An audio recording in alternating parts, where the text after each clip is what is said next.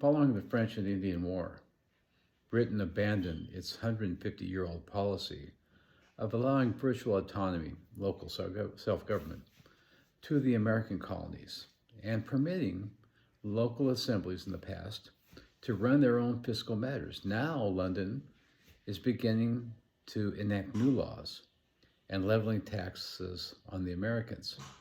Up until then, the 13 colonies had weaned power away from the Crown's agents.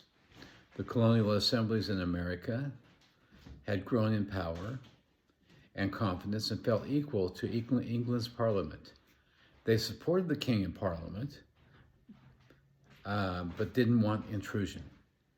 The other British colonies around the world were, by contrast, overseas extensions of the British Empire rather than mature societies.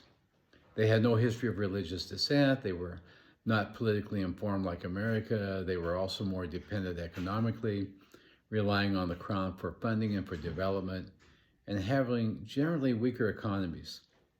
The British claimed that the change in British colonial policy in America was needed to pay for the French and Indian War, which had just ended in 1763, and to provide for additional troops against native uprisings on the frontier. The British Parliament accordingly passed the 1865 Stamp Act, the first revenue tax on the Americans.